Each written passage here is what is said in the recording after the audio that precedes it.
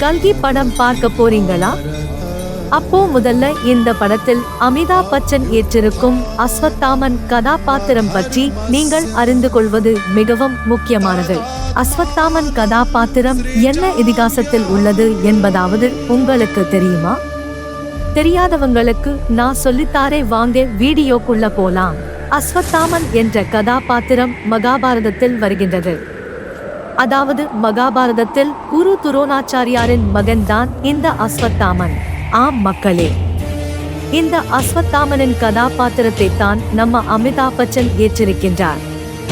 அப்போ கல்கி படம் மகாபாரத இதிகாச கதையை மையமாக வைத்து உருவாகியிருக்கின்றது.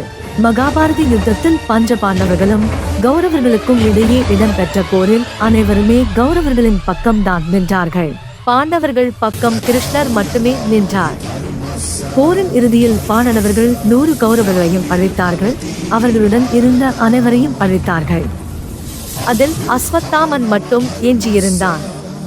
அதேபோல் பாண்டவர்களின் பக்கம் பாண்டவர்கள் திரௌபதி மற்றும் அர்ஜுனனின் மகன் அபிமன்யுவின் மனைவி மற்றும் அவள் வயிற்றில் உள்ள குழந்தை மட்டுமே உயிர் பிழைத்திருந்தார்கள். பாண்டவர்களை ஒன்றும் செய்ய முடியாது என்ற உண்மையை உணர்ந்த அஸ்வத்தாமன் அபிமன்யுவின் குழந்தையை அழிக்க அஸ்திரத்தை ஏவினார். ஆனால் குழந்தையை கிருஷ்ணன் காப்பாற்றிவிட்டார். அதே நேரத்தில் அஸ்வத்தாமனுக்கு சாபம் ஒன்றையும் கொடுத்தார். அந்த சாபம் என்ன தெரியுமா?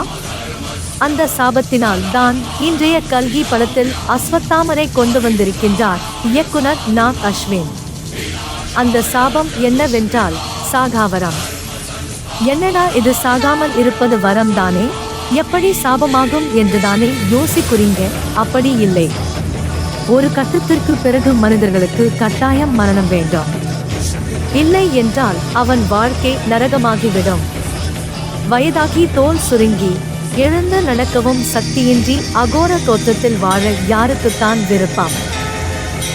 அப்படி ஒரு நிலையில் நாம் இறந்துவிட வேண்டும் என்று ஆசைப்பட்டாலும் நம்மை மரணம் நெருங்காது என்றால் அது வரமா சாபமா? நிச்சயமா அது சாபம் தாங்க. இந்த கேரக்டர் தான் நம்ம இப்ப பார்க்குற கல்கி படத்தோட அமிதாப் பச்சனின் அஸ்வத்தாமன் பாத்திரம். இந்த அஸ்வத்தாமன் கதாபாத்திரத்தை நம்ம இயக்குனர் எப்படி பாவித்து இருக்கார் என்பதுதான் இந்த படத்தோட ட்விஸ்ட்.